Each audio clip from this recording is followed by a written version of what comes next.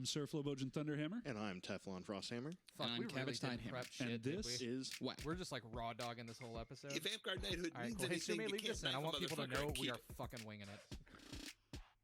Level it And out or the something. thing that people Yeah, need to we'll get it. understand centrally about arts and sciences events is that your scores don't They've matter. heard our intro before, right? Yeah, You want at a this black point, phoenix if or a they're still white listening, phoenix? they don't know where the skip 30 Jeez, seconds button is. language, man. We're on This a intro is fucking exactly podcast, 30 for fuck's seconds so sake. that you can skip it. Oh, perfect. Mind-blowing experience, right? Hello, everyone, and welcome to WAK, where we discuss topics important to the Amtgard community at large and talk with interesting people from around the foam fighting world. But this week we won't be doing any of that. This week we're doing a Hammertime. Jeff's out. I was out last week. It's Jeff's turn, so I guess you're going to have to be out next week. Yep, I'll see you guys. It's, no, Jeff had a sore tummy. Hope he's doing okay. Hell, Yeah. you had COVID, so like Jeff Yeah, better I- be okay. I did all of that traveling, and then I ended up with COVID, so that was fun. I was who down knew? for about a week. Who knew cramming yourself into a fucking tin can in the fucking sky with a bunch of other people was going to be, plus it's Delta, and they're like, hey, no masks. We're cool. Yeah. It's whatever. They make a weird announcement every time you get on there. Yeah, what is it like? Delta flyers may now enjoy the flight with their masks off or with their masks on. It's your choice, and it's like, is it? Yeah, I'm dead inside. Yeah.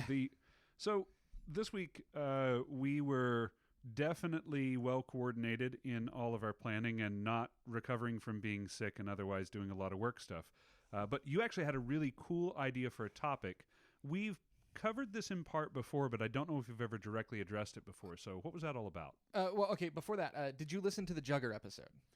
No, I have not. Oh, dog, it was actually really fucking cool. Yeah, I wanted to catch you up on some of that, too. Yeah, I want to go back and listen to it. They Like- seem like really cool people. Dude, Teflon's like all on board. He was at Harbor Freight today, like buying stuff to make Jugger gear. He's like, I got all the stuff to make a chain, and I've been talking to Seabass, and I'm gonna get the stuff, the specs, and like he wants to start a Jugger league in Knoxville. Yeah, I know that he had said that Ice is also interested in doing some jugging. So Telfair, if you are listening to this, Teflon is all on board with your little excursion into to jugging. Yeah. Oh, speaking of, Ice was out at Park. I guess it was a couple weeks ago now, but he said he credited the podcast with saving him.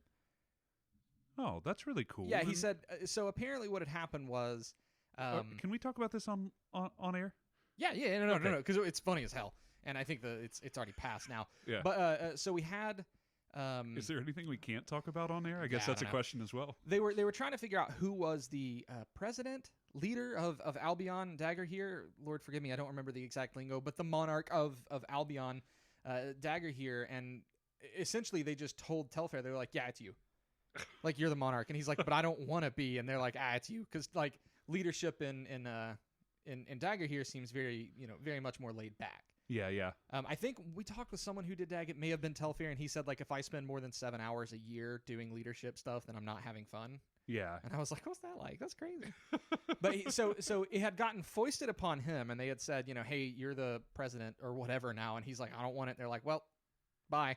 And he was president. And then we had, Warlord Bell. Yeah. And he said, I am the president of Albion Dagger here. And this was right after that whole thing. So he went and pulled the episode and was like, it's Bell. It's Bell. He said it's him. It's Bell. Bell's the guy. It's Bell. So we got him out of a bind, apparently. That was actually kind of goofy while he was in town. He was like, I owe you a drink. Thank you so much. This is awesome. I was like, what did I do?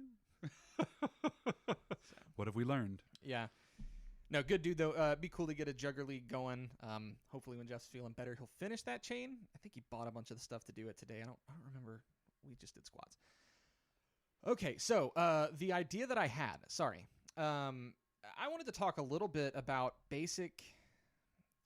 I almost want to call it fight etiquette, but I think we could actually stretch this out to just Amtgard etiquette. The idea was that how do you not look like an absolute chode the first time you step onto the field, right? You're listening to this, you think, hey, Amtgard sounds cool. Those 3 idiots on the podcast haven't scared me off yet. I think I'll go give it a shot. Fool. Right. But this was a conversation that Vidalia and I were having the other night where a lot of people get intimidated, and this is true with like fighting games, right? Like, do I want to buy the new Guilty Gear? I suck at fighters. Maybe Street Fighter, what's right for me? And what we had discussed was kind of that people want to be able to pick up the thing and do it with some degree of competence, without embarrassing themselves the first time they do it, right? And so, we were talking about like, well, what's the first thing you do when you're looking at, I just bought Smash. Who do I play? How do I not absolutely fail out? Look up a guide for a hero, a character, and then learn them a little bit. And then you at least have like one or two combos you can do. So similar to that, but for Amtgard. And the first example I had thought of was, the problem that I think we're going to run into is these might be regional things, right? Like at our park. So a good example of this is at our park. It is good etiquette, even if you are in a tournament, when you step into the ring, to tap swords with your opponent and then separate. Yeah. Is that a thing in every park, in every kingdom? Because I've played in plenty of places where you walk into the ring and then they just go. And I'm like, fuck that guy, but is that me? I think that it's that acknowledgement of some kind is where the etiquette falls, right? Your kingdom may do it a little bit differently than ours. In ours, we definitely step in and tap swords, and then you take a step back. And the step back is important in this because you're not just tapping swords and immediately jumping. A quarter second and boom, you've already hit someone, right? The step back is to acknowledge, like, it is a form of the old school salute where you would hold your sword up and sweep it out. Yeah. Right? Like that is, I think that's what it's supposed to be, right? Like, I know Radiant Valley did a tournament here. We actually rented out like an indoor soccer field. It was super cool. And it was like, we've been running this Iron Man for 4 hours. Like, it's an enormous tournament. And we're coming up towards the end of it. And I actually lined up against a Vashiran. And, I held up my sword because he was I was stepping into his ring, right? And we had tapped, and he just looked beat to shit. And I was like, hey, bro, you need a sec? He's like, no, I'm good. I'm like, take a sec. Get your breath, man. Like, I'm not going to chart. Like, I could just absolutely skewer you right now because you're, hands on knees tired. But, like, take a breath, get yourself together, and let's go. Well, and that's another good point, too, is the tap rule's really strong here, but it doesn't exist in all instances. Like, I have seen people in the Iron Man portion of a tournament not tap. They would just, like, as you're stepping in, they'd hold their sword up towards you or something like that. Again, I hate that. Yeah, but it's the acknowledgement part again. Yeah. It is simply saying, hey, yeah, we're good. Yeah, like, I would say, and this is where we're going to, I think, run into some issues, is we're going to give the best advice we can, but no, this may not be applicable to your park, your kingdom, your principality, your golden road, whatever the hell that thing is. And there may be golden road. Listen. And there may be situations where this doesn't apply as well. Like, I got to be honest with you, if I'm in a board bracket and you stepped in and you kill me, right? Yeah. And then someone else, like, you turn around and then someone else steps in. Once you've turned around and are ready, I'm not going to be mad if they don't tap you. No, but there's usually like a nod. Yeah, but some kind of acknowledgement. An indication that, like, you're ready to fight me now, there, yeah? But yeah, so look at, like Cabbage said, look at these as general rules. There may be exceptions in certain situations to them, but if 99% of the time, if you follow these, then you're gonna come across as seeming like a well-mannered, well-intentioned, respectful person to the person that you're fighting. Right, because I can tell you what that comes across like to me is like if I'm fighting, somebody and we're just doing 1v1s or something like that, and it's tap and then they're immediately trying to stab me. I look at that person and I go, okay, you are like, you're trying to get whatever edge you can, which fair play, right? It's a tournament, it's a 1v1, it's whatever. You're the win to this is clearly so much a part of your personality. You need this win so bad that you will do anything to achieve it. I'm going to treat you accordingly. Yeah, right. So like I've been in tournaments where like Iron Man, okay, cool. Flo walks in, tap, nod, let's go. And then other guy walks in, bop. Because that's the treatment they've given me. Yeah. So I would like, again, in a board bracket, like if that's what they're doing, I'm pushing right up to the edge of the thing so they can't step in that far. Yeah. Like if we want to play that way, right? If that's fine, but you won't like where it goes. Yeah, if you want to take every advantage possible, I will do the same. Yeah, and this kind of goes to this is something that I see newer people do, and this is kind of why we wanted to talk to about this, because it's not always malicious. And for our experienced players out there, you've got to remember that they probably just don't know these rules. Yeah. These are social rules that we don't talk about. We just kind of expect people to pick up on. Yeah. And we really should talk about them. Yeah, because it's... Oh, yeah. Yeah, let's make the phone pile real quick. Yeah, it was starting to tick in our. I don't know if you guys can hear that. They can. So for people who don't know, XLR cables are dog shit. They've been around forever, and for some reason the technology won't change. But if you have any device that does radio interference, so like if you have a Wi-Fi device or a Bluetooth device and you get a text, it'll just make a rattling noise. So if you ever hear that on the podcast, somebody set their phone on the cable. Yeah. We like to make the phone pile and let our phones have a little orgy while we talk. But yeah, so I hate that I said that. yeah, I do too. I was just going to breeze over it. But yeah, so this is a chance to actually discuss some of these, and if we miss something, put it down in the comments. Yeah, we are not. Listen, we prepared 0 minutes for this episode, so we are not going to be an all-inclusive resource. This should start the conversation, and in the comments below or wherever you find this, share your own things that are general etiquette. Yeah, especially if they're regionally different from what we're discussing, because we'd love to hear what your particular region does. But I think number one that we can plant a really firm flag in is from the time that someone first hands you a sword or a weapon or whatever and teaches you how to fight, always offer to tap swords or make some kind of acknowledgement towards them before the fight starts. It is considered polite. Also, to sort of follow off of that, never flank in a ditch. Don't be that guy. Come on, don't try so hard. Oh, man, we just now lost all 3 of the bobs that are left. Sorry, guys. We'll see you in Golden Roads or whatever the hell it is. I'm not letting that go. No, for flanking in a ditch? Yeah, the no, Golden Roads? you can flank in a ditch. It's fine. It's just I don't have that kind of cardio in me anymore. So another one, real talk here. Shout out Clover. Real talk here. When you show up to park, if you don't have your own weapons, and we've covered this before, if you're a new player, there are loaners provided. Do not just go up and grab a sword that is not yours and start fighting. Yeah. This sounds really common sense, but sometimes parks will have a big loaner bag and it's like huge bag of swords, just grab whatever. But a lot of people will have their own swords in that bag too, and so they'll say, hey, grab the one with the pink pommel or whatever, the one that you're bound to return because it's hot pink. So don't just walk up and grab gear unless that's been okayed at your park or your champion has a very specific thing set aside. If you show up, just okay it with whoever's there. Like, hey, can I grab one of these? Is it okay? Which one can I use? Because sometimes that might not be completely park gear. Yeah, I mean, even as an experienced player, I've broken more than one sword out at field and ended up with no swords left. And so I had to go over, and Jeff, or at our park, Jeff or Beefy or someone usually has some swords. I still make a point to say, even if it is a bag that they have set aside and said, anything in this bag is fair game for any person on the field to use. Because they'll have stuff like long swords for people to try out or a flail or something like that. Ooh. I still make a point of pulling it out of the sword bag and saying to whomever I should, either the champion if it's the champion's bag or a person if it's their bag, hey, is it okay if I use this? And usually flip up towards the pommel, because usually people will put some kind of identifying mark on the pommel, right? Yeah, I don't know if that's as common anymore. Yeah, that's sad. That used to be. So I'm going to, again, dip into the well a little bit here. There's a thing that we used to do at We are Mystic not on Glade. topic at all, and that's okay. Don't worry about it. It's a hammer time. Listen, people know what they're getting into. Yeah. There's a thing we used to do at Mystic Glade where it must have been Gillen or somebody found basically like a Photoshop, or I think at the time it was Paint Shop Pro. That dates it probably. But it was a template for a circle that was exactly the size of a pommel. And so people would put like park insignias. I think Beefy still has one that says Mystic Glade represent bitch, and it's got the old Mystic Glade flag on it. And you would put that on the pommel and then tape it over. And so like that was your sword, and you could put your name on it, and it would like a super cool symbol, and it was just sort of laminated against the bottom of it. I don't see that as much anymore. Usually it's just like taped, like a tape X or something.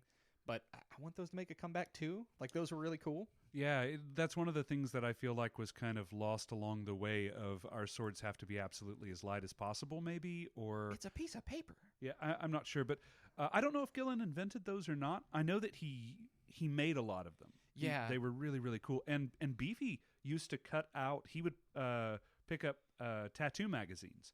Magazines for our younger audience were dead trees that would come in the mail that had pictures on them. Sometimes it was the Victoria's Secret catalog. It was. And for a developing cabbage, that was nice. But he would cut out circles out of like tat magazines and put those on the bottom, because they always had like a really cool design of some kind. I thought that was a cool use of otherwise useless piece of paper too. Yeah, right. I want those to make a comeback. I'm going to track down like a 2007 copy of Paint Shop Pro and see if I can't make some. Gillen still has it somewhere. I'll bet as much money as you want to lose. Oh, that guy's an archive, yeah. Yeah, that it's on a folder somewhere, like a 3.5-inch floppy disk. Jesus. Okay, so Amtgard Etiquette. Yeah. What else? What's another thing that happens that kind of makes you go, fuck that guy? Yeah, sure. On a So day-to-day basis. some other etiquette stuff. Inevitably, you are going to end up hitting someone in an illegal area, right? I'm not Sorry, talking Mikey. about like hands or feet, but neck or head or something like that. Even if the person otherwise seems okay, like you crack them in the top of the head, I've been hit in the eye before and it's taken me to the ground. Like, thought I was going to throw up, taking me to the ground. But I've also been hit in the top of the head and it didn't really hurt. It is still considered good etiquette to check with the person. Step back, stop swinging. First off, don't hit them again because you can't roll combos off people's dome. Yeah, like once something hits me in the head, I stop taking shots. Like not in a dick way, not in I'm trying to get an edge, but as soon as something hits me in the head that stops me, like I'm done. Yeah, and like I treat myself like I'm dead, and I try to step back until we can figure out what happened. Yeah, and I mean this is a thing too where I think that I'm trying to remember the rule, but I think that if you continue fighting after a headshot, then all things are still considered valid.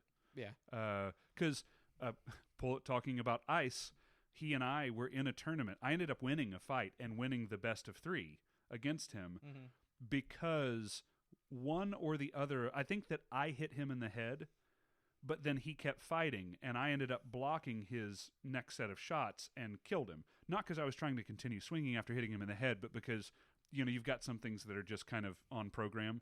Yeah. And the ref called him dead and stated specifically it was because he kept fighting. So if the person, let's boil it down to this. If the person at all looks like they are not going to continue swinging at you and you were the one that hit them, step back. And even if they do look like they're going to keep swinging at you, until you have reached a level of skill and comfort where you can very easily identify how bad the shot was, it's probably still best to just step back. Apologize, make sure they're okay, and know that if you happen to swing right after that, they are probably not going to take that. Because we do not want to start a culture where I can just roll something straight from your eyeball into your shoulder and go, hey man, are you not going to take that? Yeah, exactly. Like, I don't even want to put a lot of qualifiers on it. If you hit somebody in the head, hold. Yeah, just... Because I guarantee you, if Flo and I are fighting, and I bonk Flo on the head real good, and he's still got a shot programmed, and it comes in, we've both stopped counting our shots at that moment. I hit him in the head. Oh, sorry for the face, man. Are you good? Okay, cool. And then we re-engage. I've seen that happen countless times, and I don't think a Reeve has ever come in and overruled the judgment of the two fighters actually fighting. No. So as long as... I hope not. Yeah, so as long as we just agree to do this and say, hey, I bonked you on the head, fucking stop. Are we good? And one more thing here, because of course you're not always going to be fighting in a one-on-one environment.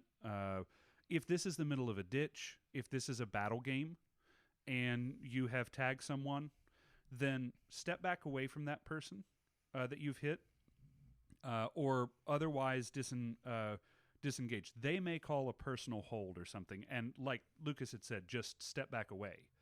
I might be in a situation where if I do that, my whole line falls apart, right? So I don't necessarily have to walk away and go, oh man, Lucas, are you all right? I'm going to expect him to be able to take care of himself in that matter. But I definitely do not expect him to take my hit. Do not expect him to take any of the hits from my friends around, which may have been stabbing him at the same time. Yeah, I mean... It's a courtesy thing, right? Yeah, like, battle game, maybe the stakes are a little higher in a ditch. Just fucking take yourself out, man. I do. I just called... Again. If I clock somebody in the head good, I just call dead. I mean, if I've caught people on the cheek or something and it wasn't a big deal. But yeah, but like, I've had like, glasses get broken, smacked off my face, and I'm like, I was fuck. standing 5 feet from you there. Yeah, and we're like, okay, everybody stop, and then there's this like localized bubble where like we're not fighting anymore, we're figuring this out, and then the ditch will resume in the next round, and we'll just figure it out from there. It's not a big deal. Yeah, and this is something that this is going to be my next etiquette thing. This is going to sound maybe a little bit silly, but I think stay with me for just a moment as I do this. But this isn't a video game. Every single fight is not like, you don't just get a Tekken style best 2 of 3 and then you don't get to fight again for the rest of the day. So a lot of the things that we tell you here, the answer is going to be either just pause, just stop fighting, or just take yourself out of that ditch or something like that, because there'll be another ditch. There'll be another fight that you can have that day. So yeah, if you just rage out and step on your glasses because I got to get this ditch in, then you have more money than sense, or you just don't like seeing that much. But that goes to the next thing that I'm going to say here, and this actually isn't about your fighting at all. Most of the things we've been talking about were mistakes or etiquette protocol that you may not know. This one is more of the whole fighting field. Keep your ears open when you're fighting. It's easy to get laser focused on just what's going on in front of you. It could be that people call a hold because someone was actually injured. I've been on the field when people were legitimately injured, like needed an ambulance sort of injury. And most of the time, it goes up like a wolf howl where you'll just start hearing more and more people calling hold or take a knee. If you're in Dagger Bell, you probably hear that a little bit more, take a knee. But keep your ears open and make sure that you are kind of following what everyone else is doing. I've been in battle games where, arrow gets fired, arrow is right on target to hit someone in the chest, and then the wind pushes it up and it just comes straight up into their nose or something. And of course, you get a big blood spray. Even if you are not right around where that is going on, you will still be asked to do a field hold. Yep. In that same vein, with the keep your ears open, another big pet peeve, another thing you can do to immediately make people like you more, when you are dead, announce it very loudly. Yeah. You really only get the one chance to call dead. You're not supposed to continually, announce that you're dead. And, if you get run over on a flank, you're not allowed to be like, flank, look out, flank, oh my God, flank. But if you yell dead real loud and other people are doing what they're supposed to be doing and keeping their ears open, you have just saved your entire team by doing exactly what you're allowed to do. Yeah. We see too many people who they die and they just... And by the way, just for the people that are listening to this on Spotify or something like that, what Cabbage just now did was put his hand on his head, which you should also be doing when you die. Do both. Put your sword over your head or make some other kind of visual thing, because if you just do what a lot of the old salts were referred to as nirvana slugging, where you're just kind of standing around in some way, who knows if you're alive, who knows if you're dead, then if I hit you again, which I very likely will, this just creates a bad situation for both of us. You're frustrated that you got hit again. I'm frustrated that I hit you. That it's that same take every advantage possible. Like, oh, that's how we're playing it now. Okay, every time I see you, I must stab you to ensure.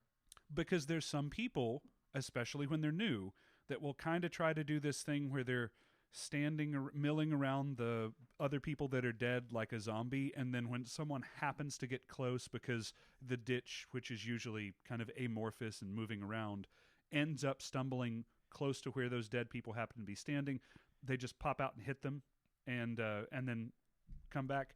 Now, I will say, if this is a class thing or a roleplay thing, if you're an assassin and you're trying to look nondescript, okay, there's some wiggle room there. I still wouldn't do it standing around dead people and pretending that you're dead. Remember that, like, the roleplay part of this is that they are dead. They're not standing zombies. They're corpses. Yeah, they're corpses. Or, under the best case scenario, they're a floating ghost that's kind of, cabbage-shaped, but doesn't have legs and is Pac-Manning back around. to the middle of Yeah, right. So you wouldn't actually be able to do that even in a roleplay sense. So do your sneaking, do all of that other cool stuff. Just stay away from the dead bodies. Yeah, and when you happen to stumble into them or something like that, that's fine. But don't hang around and try to gain some kind of strategic advantage. Don't make a habit of it. Right. Because people will just avoid you. Loudly announce that you're dead when you're dead, because people need to know. And then, don't Nirvana slug. I mean, I think it's a pretty straightforward, Yep. So there's a couple of battle game specific ones that I thought would be really good to go over here. For new people, when you get into your first battle game, your park will probably explain this to you, but there are going to be situations where you cannot fight within a certain distance of certain things. like usually people have it set up to where no combat can happen within, say, 20 feet of a base. Base being where you're going to be calling alive.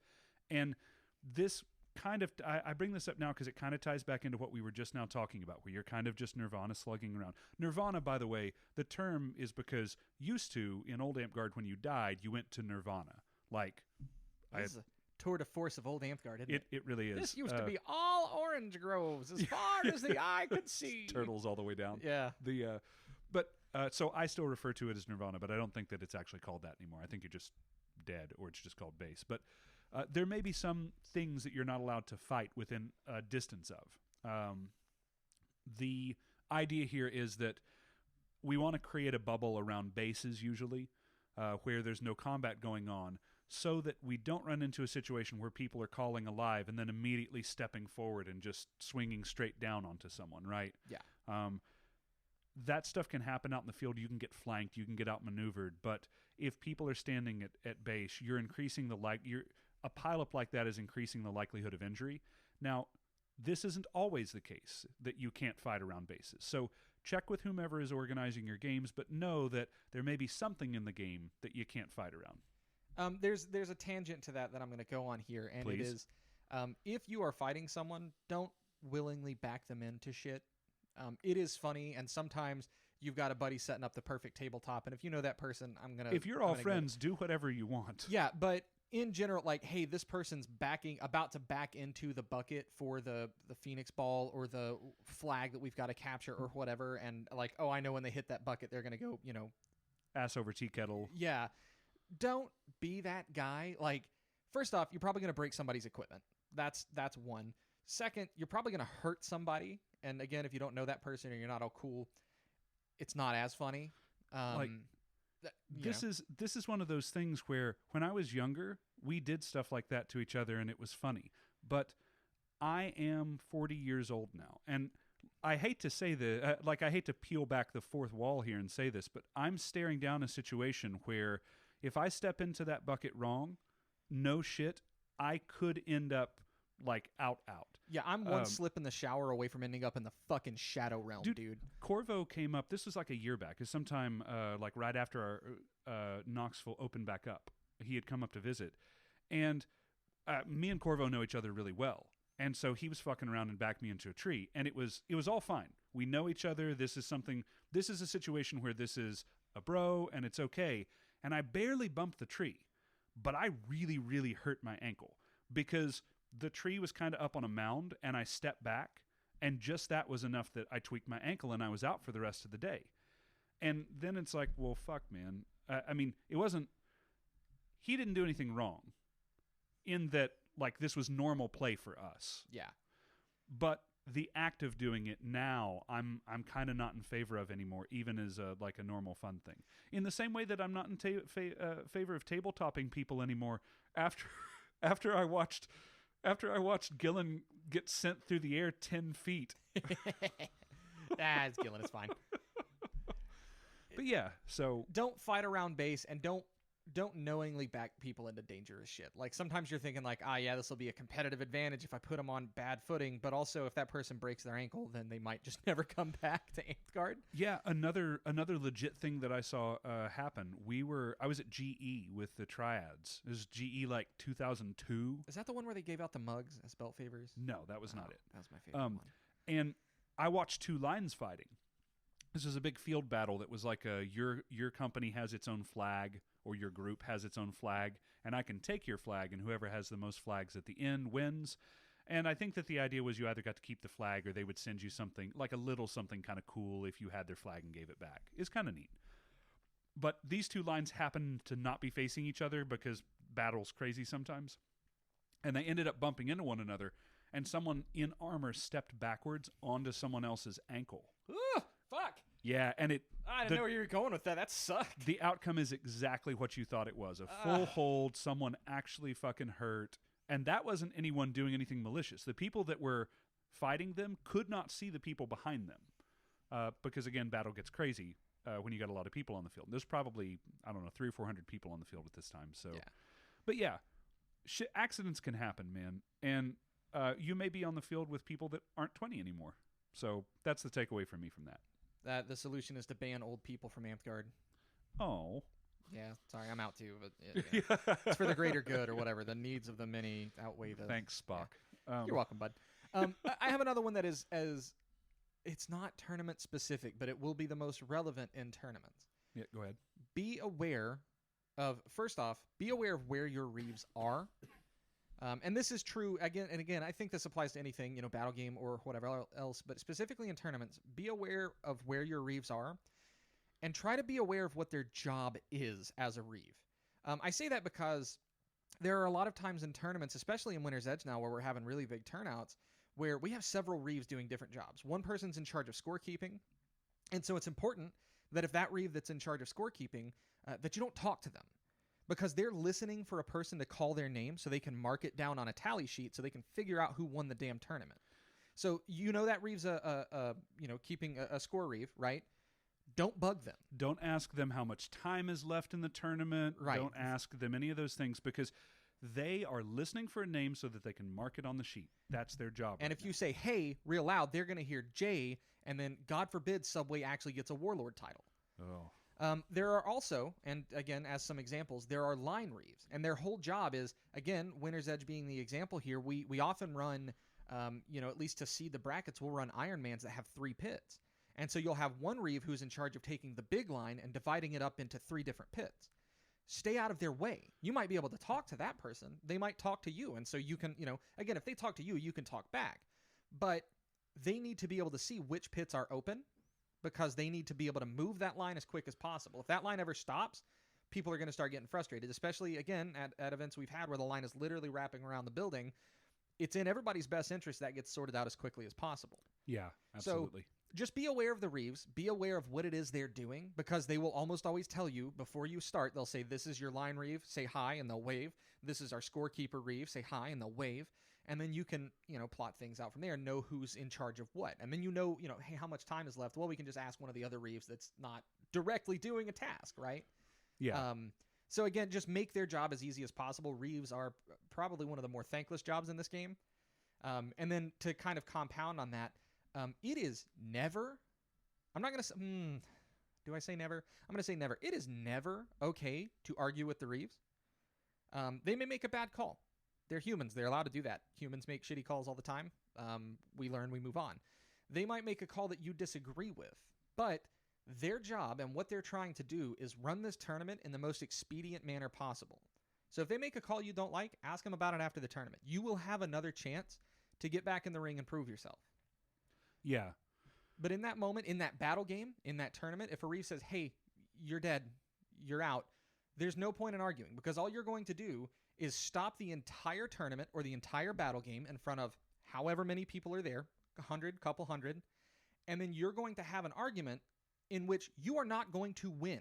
Yeah, I mean, we actually, this could be something that is very regionally different, but in Winter's Edge, we actually have a rule that reeves have final call. Yes. Period. So if we're in a tournament and the reeve calls you dead, you are dead. You can go and, like Cabbage said, you can go and talk to him about it afterwards or something like that, with only one exception. If both fighters in the ring agree on what happened. So if Lexi is reeving for me and Cabbage, and she says, Flo, you're dead, and me and Cabbage I go, no, I didn't land go, that. what? That wasn't right. Like, that wasn't good. If him and I both agree on that, then Lexi, being the reeve, can go, okay, well, then just get back at it. Yeah, and in our kingdom specifically, that is how it's handled, is the reeve will redact their call if both of the fighters agree. That could be very, very different where you are. You'll definitely want to check with your reeves to make sure. I am going to say, regionally or not, don't argue with your reeves. Yeah, just don't be a dick to the reeves, man. That'll only make life worse for you. I have seen several instances where, like, I'm glad I don't reeve a lot, because I have seen battle games where a reeve goes, hey, so-and-so, you're dead. And they're like, what the fuck are you talking about? Like, that was totally good. I'm not. And the reeve's like, okay, well, now let's talk about it. And I would just be like, no, you're fucking out. Get off my field. Yeah. And you cannot, I do not think you can win. And if you do, I don't think you should.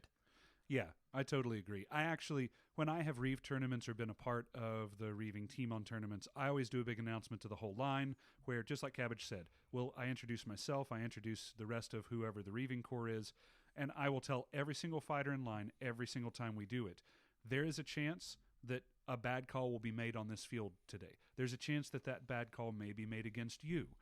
We don't hate you. We're not trying to torpedo your tournament or anything like that. People make mistakes. You got to be able to. I use this line: if something gets called on me and has been called incorrectly, I feel in different kingdoms that I've been in, I will say, I respect the call of the Reeve, or something like that. I'm voicing my discontent. Like, I don't agree with this, but it got called, and you go to the back of the line. Yeah, again, it's a game. Yeah. You'll get another chance to get in that tournament bracket. I mean, unless there's 30 seconds left and you're at the end of the line, and then you've had your chances, so tough. But it's a game. These people are already volunteers. They're already excluding themselves from winning orders to make everyone else have a good time. I promise you, they're not taking it out on you in particular. And I want to speak specifically now to our less experienced players, or players that haven't been in a tournament as much. Let's be realistic with where you are versus Johnny McWarlord, who might happen to be across the way from you. Are we gonna have Johnny McWarlord on the podcast soon? We should have Johnny McWarlord on. He's a good dude. We need to do just a caricature, like an over-the-top caricature of Warlord. Oh yeah. So it's just going to be a floating pair of sunglasses. Yeah, it's just Ray-Bans that are sitting like a floating vampire in a from mirror. a little fishing line. Yeah. But, Hi Johnny, how you doing? Yeah. Just spin. But talking to some of the less experienced players, or players that may have been in for a little while but haven't done a lot of tournaments or something like that. If you're not used to calling shots at the speed at which they happen, from the really, really good players on your field, right? There's an those people. This is the part of the game that they live for. Yep. Right. They are wanting to go towards their sword belt. You know, all of the people who I'm talking about on your field. They're usually the people that, you know, however much time you spend strategizing about battle games and everything like that, they're spending it watching tape on different warlords and, doing their own kind of research that way, right? If you can't identify them right away, they're usually wearing basketball shorts, some kind of Adidas shoes, and a pair of Ray-Bans. Ouch. Oh, sorry. Where's your Ray-Bans at? They're in your car. Never mind. They're in my car. But it could be that you have an exchange where you honestly, truly don't know what happened. Like, you were hit and you hit them, and in your mind, you can't piece together exactly what happened. That's okay. It's okay to honestly turn to the fighter that you're fighting and to the Reeve and say, I'm not experienced enough to know what happened, or I don't know the sequence that the shots came in. Because the Reeve probably does. The person that you're fighting probably does. And when I was new, there's plenty of times where we would travel out to Texas or something like that, and there was plenty of times where I had to say, I'm not sure what happened. Yeah. And the Reeve would clear, like, your shot came in second. Okay, my arm was gone then. Yeah. So that shot did not count. And then you threw this, and then I threw this, but that arm was dead, so it didn't count. And That's then right. I blocked this. That sequence, just like that. Lexi is actually great at this when she's reaving, repeating the sequence back to the fighters. Yeah. But know that there is a chance, a pretty high one, that you're going to run into some point in your career, if you're doing tournaments like that, something that happened that you weren't quite sure what happened, and you've got to be able to just say, hey, I'm not sure. And sometimes they'll explain it to you, and sometimes they might say something like, well, let's refight it. Because if you weren't sure and I wasn't sure, if there's not an easy answer, then often we'll just either refight it, or if it's a very time-intensive part of a tournament, the Reeve might say, you're both dead, 2 in. Because you couldn't figure it out quick enough, right? So, yeah. So, is now a good time to talk about active versus passive reaving? I mean, we're already talking about reaving, and sure. This isn't really an etiquette thing so much as it is just understanding the etiquette that is there for tournaments. There is a form of reaving called passive reaving. I'll take passive reaving, and you can handle active real quick. Sure. Passive is going to be that you must ask the Reeve for a call. If I am a Reeve, and this is a passively reaved tournament, and I watch you hit someone or someone hit you, I am not going to say anything, even if I know. I will probably make an acknowledgement. In our kingdom, we will usually like raise a hand up or something like that, so that the other reeve is aware that I saw something that I think was a hit. But I won't actively say anything. And then if I'm asked, if the fighter says, Reeve, or Reeve, could you make a call? Then I will say, this person is dead from this particular shot. That's an example of passive reaving. I'm not a big fan of passive reaving. Our kingdom doesn't do it, but there are kingdoms out there that do. And I'm not a big fan of it because what I'm actually asking you to do is say, in essence, Reeve, would you tell this person that either they cheated me or that they're totally unsure what happened right now, to the point that it's causing great confusion. So tell me about active reaving. Active reeves get a gun. Was I an active reeve in that old picture you made? Yeah. No, cool. Active reeving is just what it sounds like. The reeves are much more involved in the shot calling. So you'll typically see active reeves step in and stop a fight while the fighters are still going, and it's because they've seen something, they've seen a shot land, or they have seen some other piece of action that tells them, hey, this fight's over and we know who won. You'll typically see this, and so here's the thing. If you are a new player and this is your first time stepping into a tournament with active reeves, you may get called dead on some stuff. Yeah. And again, it's like Flo said, it's because you don't quite have that shot clock developed to know. A lot of times you have a lot of adrenaline going, so you just don't feel the shot land. Or maybe you're wearing something that's kind of thick and you don't feel the shot land. And so active reeves will oftentimes step in and go, hey, hold up, hey, buddy, you're dead. Yep.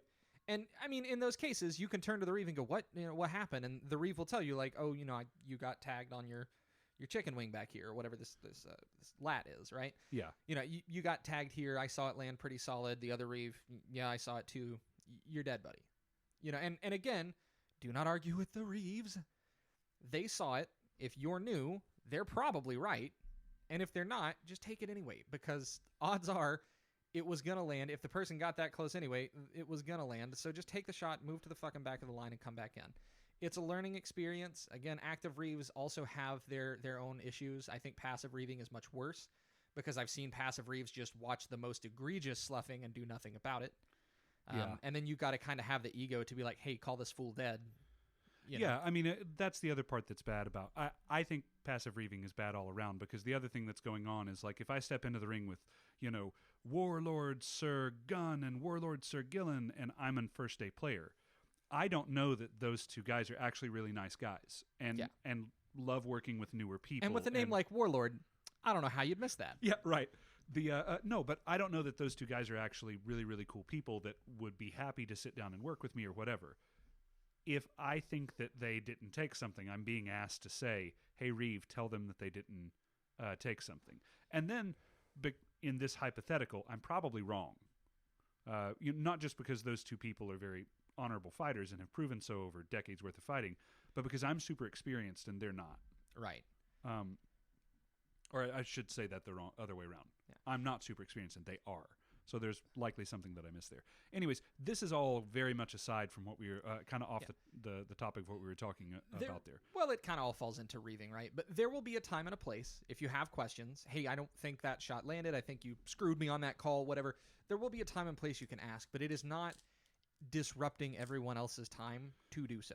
Yeah, I've seen a newbie that was super... I was reeving a tournament that we had at Murder Barn a while back, and there was a fairly new person there that actually still plays and got hit, and I called them dead, and they were very clearly confused, and I was like, yeah, man, tagged you in the arm and then hit you in the side. And they said okay, and they went to the back of the line, but then they did this. When the person that killed them came to the line, they were like, hey, I'm really sorry about that. I wasn't trying to not call a shot. I seriously didn't do it. And the person talked to him about it. They kind of walked through what they did and the shot sequence that they happened. This is a skill. What we call the combat computer, or learning the sequence that the shots hit and all of that, is a skill. It takes time to develop. Some people start a little better than others, but like everything else, you have to practice it in order to get good at it. And the more you practice it, the better you'll get. You can even do it when other people are fighting. Like if you're watching Lucas and somebody else do a one-on-one, and just having a water break yourself, you can kind of watch and go, okay, that hit Lucas's arm, and then you switched and killed the guy. Yeah. I know the sequence of what happened. This is one of those things where watching it can help you just as much as actually doing it. Mm-hmm. Let's break away from the fighting focus. And don't get me wrong, a big portion of our game is fighting, is battle games, is whatever. But there's also a lot of stuff. If it's your first event or your first, kingdom meeting day, whatever, that kind of goes under the radar as far as like, what is it okay to do? So, as an example, I remember the first time I showed up to an Amtgard event, and there was a big bonfire, and some people were hanging around. They were doing a bardic. They were singing. They were doing whatever, right? Yeah. And I am not qualified to answer this, but I think general social etiquette, I can kind of lend my piece to it. But when's it okay to jump in and start doing that? Like, when is it? Can you just jump in and start singing a song? So this is a really good question, and I'm going to answer this for both Dagbell and for Amtgard. If this is a public function, if this is like a public campfire, or for at Amtgard what we call a bardic circle, which bardic circle is public by definition. Can you imagine an invite-only bardic though? Dude, I think that'd be kind of cool. I think I think we should do that. We should do an invite-only bardic, but everybody gets an invite. Everybody that's a good thing. feels Yeah. special for getting to come. But yeah, if it is a public bardic or a public fire circle like that, then yeah, you can come up. You can, if there's somebody performing right now, don't interrupt them. Yes. You can ask people around, like, hey, I'd like to do a performance, quietly, and most of them will be able to either tell you what the deal is or be able to point you to someone who can tell if there's a master of ceremonies or something that is conducting it. They'll be able to point you to that person who will be able to tell you, like, okay, cool, maybe we're taking names, like like a karaoke list or something like that. But you can be able to do that. If it is a private thing, if it is in someone's camp, especially at Dag and Bell, where you will have personal fires, like fighting company fires, or just like this is my parks fire or my unit or whatever, right? Do not just walk up to that. Ask permission. This has become something in Amtgard 2, where you come to the edge of the camp and you ask permission to come into that camp. You don't know what's going on. They could be in the middle of a meeting. A trial. Yeah, they could be going through a trial or something like that. So you ask permission, and if they say no, then don't take it as a personal insult. Again, you have no fucking idea what they're doing. Yeah, this can be company business. Usually, and this, again, maybe Kingdom specific, but I know Winter's Edge does a good job of announcing, like, hey, there is going to be a bardic out by the campfire after court. Yeah. And so if you hear that, you can just approach that one. Like Flo said, if it's a closed thing, if you didn't hear about it beforehand, you should ask somebody. If you want to sing a song, if you want to be a part of things, you should ask somebody, and they will either tell you who to talk to or just tell you it's okay. Sometimes those things are being judged. Sometimes there's an ANS and it's like, hey, we're doing a bardic thing. We moved all the bardic entries to, this time during this bardic circle. And so you jumping in at that point to sing your rendition of Itsy Bitsy Spider might not be the right time, right? So again, ask, find out. If everyone is singing along, then you're more than welcome to jump in and sing the round, man. It's fine. But don't just jump up and start rapping Without Me by Eminem without feeling out the room first. Yeah. Good song. I can do the whole thing. Maybe that'll be our new outro. Yeah, we could do that. Little hellions, kids feeling rebellious. Okay, anyway. Okay. But this actually goes with something else as well. If there's any kind of activity going on at an event and you did not sign up for that activity ahead of time, check, and you're wanting to do it, don't just not do it. Like, don't just sit on the side and watch people doing it or something like that. Go up and check with people, but ask. Don't grab things. Don't just start working, and don't exclude yourself. Go up and ask and say, hey, this looks pretty cool. What are you guys doing? You're teaching people how to weave belts?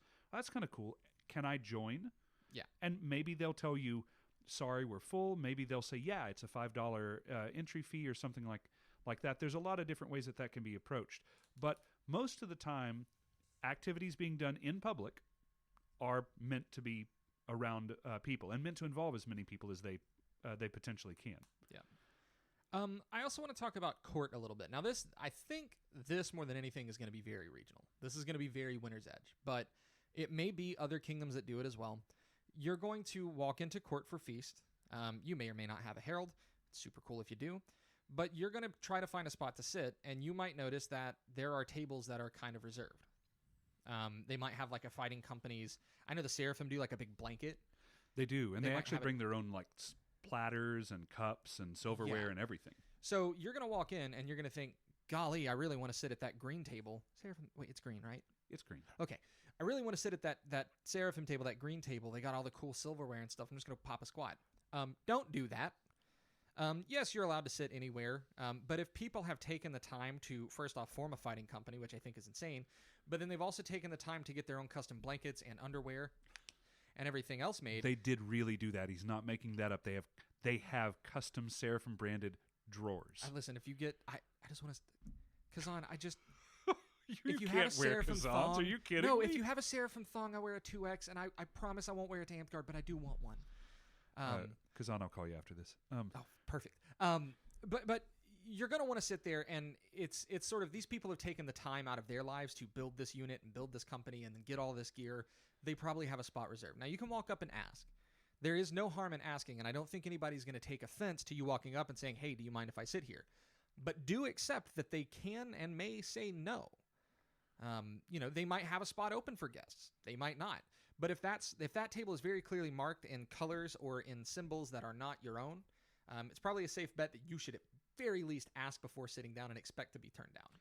Yeah, and there's some kingdoms that will have a section that is carousel seating. So they'll have a section where if your fighting company, your park, your household, your whatever wants to sit together, that here is the section where you can all sit together. And they have another section that's just meant for everyone else to go sit. So In some places, those spots are even paid.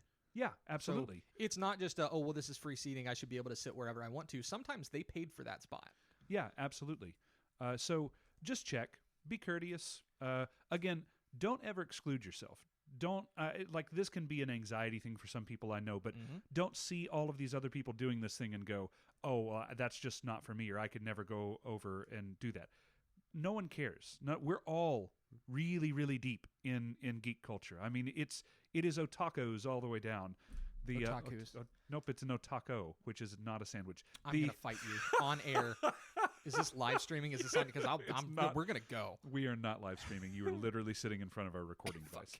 But yeah, ask though, or just look around for the section that doesn't look like it has a lot of people dressed funny in the same way. Celery.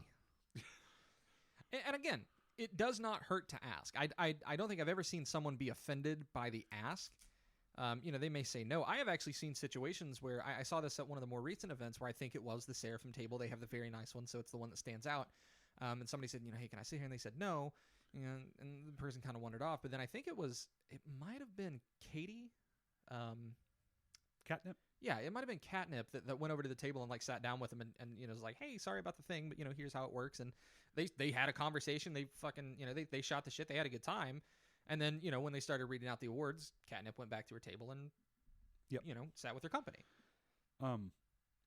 The other thing, because there's something that I want to touch on ANS too, but the other thing about court, usually in this order, at least at Amtgard, at least in most kingdoms, you'll have food first, and then after food, God, it better be food first. You'll have court. That can't be regional. It has to be food first, right?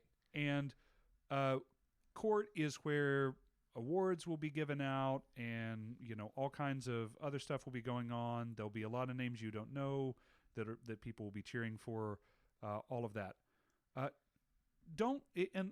If you're in any kind of normal Amtgard court, it's not like 1,000 people at the event.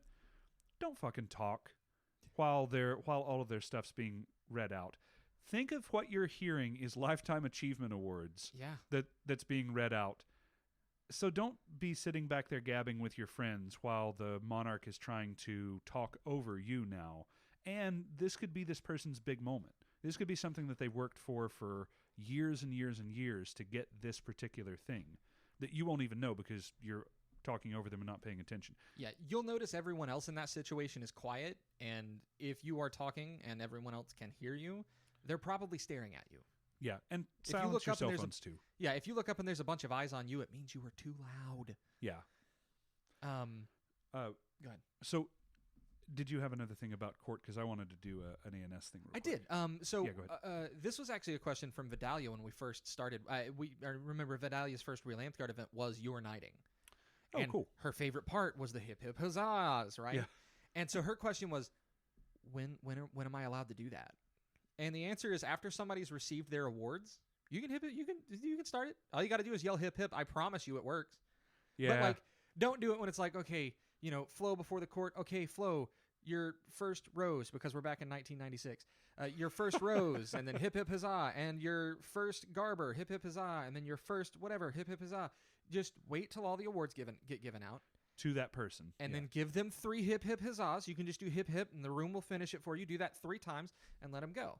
And I know that some people are going to say, no, you should do it for everyone. Maybe Winner's Edge gives out a lot of awards, but if we did it for every single award, we would have to live on site for a calendar year. Yeah, our court would seriously take 3 times as long, because there's often times where it's not just one thing this person's getting an award for, right?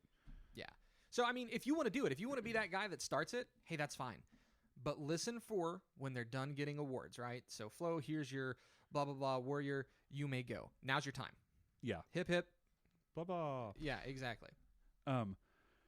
If your group is going to be doing some kind of ANS night, this was the big ANS thing that I wanted to do. If your group is going to be doing some kind of ANS night, if you have signed up to do some kind of ANS thing at an event that you're going to be going to, whether that be something as simple as making a sword or something super complex, like I've seen people do like stained glass windows at events. That was wild, by the way. Oh, it was so cool. Check to see what you need to bring. This is kind of like the party rule, right? If you're heading over to a bros party, you always say, what can I grab? Right? And maybe sometimes they say nothing. So in this case, you're always asking, what do I need to bring? And they'll tell you, hey, you need to go get a core of this kind and this kind of foam to make your sword. Or what they might say is, don't worry about it. Or they could say, I have everything that you need. It'll be $10, right?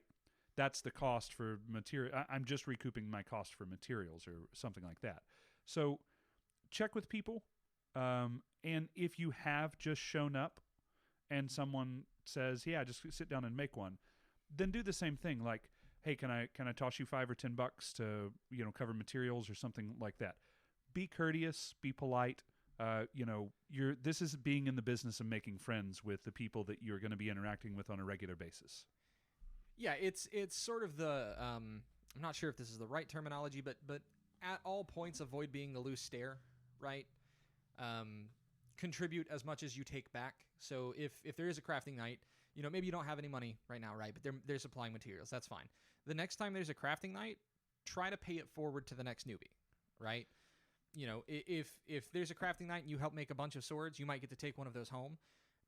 When you have the time, when you have the money, make a loaner sword for the park. Give that to the champion, give something back. And this also goes through, if there's pizza, if people go to get food, just try to pay it forward if you can, but don't be that person who's constantly taking and never giving anything back. Parks burn out on that type of player. And if you're worried that you might be that type of player, now is the time to look inside and find out whether or not this is something you actually want to do, or if you're just doing it because you're bored. Yeah, we used to have a player at Mystic Glade who didn't have as much money, but they'd always be one of the first ones there. If we were doing a craft project, they would, like, if it was swords, then they'd be like, hey man, why don't you just tell me how long to cut the blanks and I'll cut the foam for everybody. Or I'll do whatever, right? Then they stayed after and they helped pick up all the little bits and pieces and get all of the grip tape up. Oh my off God, the that's floor. huge. Don't leave craft night without helping clean up. Sorry, Jay. So, yeah, I mean, there are things, even if you don't have any money, there are things that you can do to help out. Yeah. I have definitely gone when I didn't have as many funds just to hang out. And I did not craft anything. I didn't, they're like, no, man, just go ahead. And I was like, no, I'm good. I just came to hang out. But I was still helping clean up because everybody has been that person who the people came over to their house and left it a wreck. And you're thinking, oh God, I have to get this cleaned up before my girl comes over or something like that. It's not a good place to be in. So. Yeah. Essentially, right. Try to be as helpful as you can, regardless of whether or not you have the funds. Again, the volunteers in our game are what make our game exist at all. So if you're interrupting them, if you're leaving their house a mess, if you're just taking from them and never giving anything back, those people do eventually burn out. Yeah. And then you got to find new suckers to replace them because, some like clearly, they were the one giving a lot to the group. So when you do a craft night, help clean up, bring materials if you can, bring money if you can. And if you can't, do the best you can to repay that when you get the chance, and do your best to be a good guest. Absolutely. All fairly basic stuff. But again, somebody says, oh, come to craft night, we're all making swords. You don't think, well, I should probably bring $10, and you might not have to. Your park might tell you, hey, don't worry about it. Right.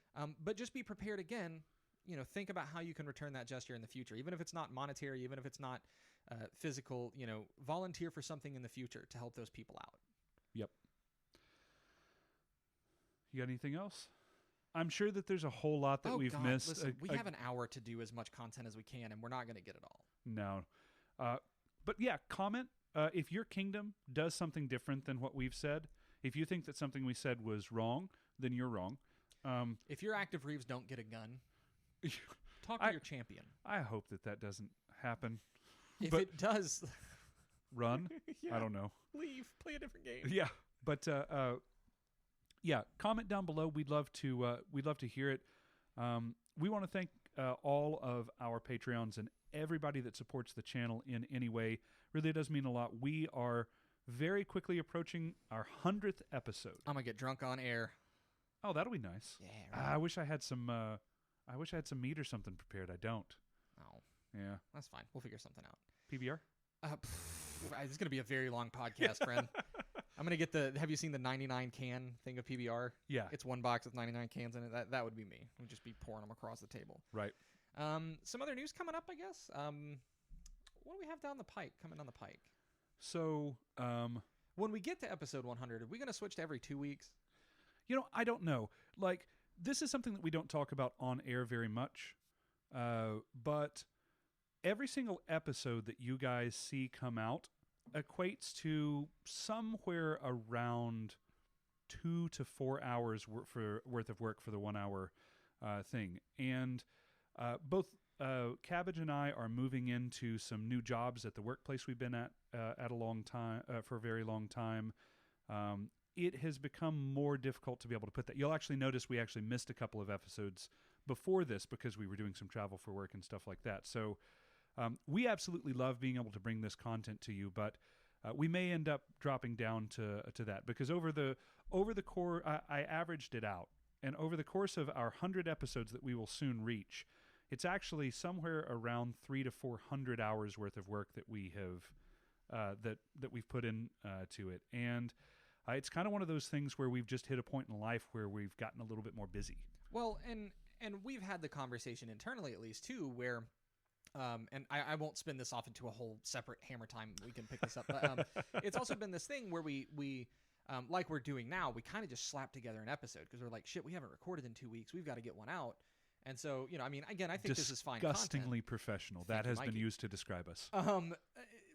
And again, I think this is a good topic, but I also think that if we had a few days to actually, hash everything out and go over it together, like, we probably could have presented a lot more data in a more condensed format. Not that I think this is bad, but, again, we're making the quantity versus quality argument, and I want to lean towards standard. Quality. Yeah, we have definitely not been meeting the... Were you going to say we have standards?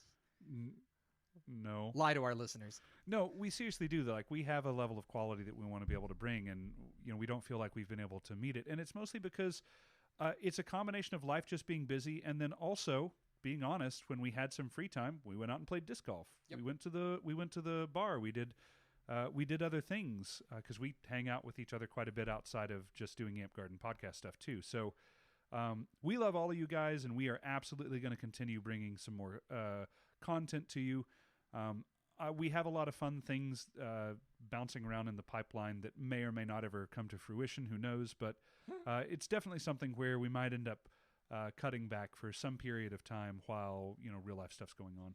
Yeah, and I think with the addition of Sume, our editor, that's so much easier, dude. Sume, I love you. But like that will free us up as well to either just enjoy our lives a little bit more, or when we're releasing content every 2 weeks, we have sort of more freedom to do kind of the wackier stuff that would have taken more manpower than we've presently had available. Yeah, absolutely. What if we just built a belt line entirely around the podcast? Like, we don't take squires, we take editors. Yeah. We take, like, you're my man-at-arms. Actually, you're my cameraman, but, here's a green belt, go nuts. We get Sume like a belt that's just a film reel. Yeah. I think Sume would go for that. Yeah, Listen, right. Okay, Sume, edit this out because it's not going to happen. That's very expensive, but, like, you can keep this just for you. But That's all I got. Hey, thanks so much for listening, guys, and go ahead and roll that outro. Hey everyone, thanks for listening. If you liked what you heard, be sure to subscribe to our podcast on YouTube or Spotify to get notified about new episodes. And make sure to follow us on Facebook for announcements and more.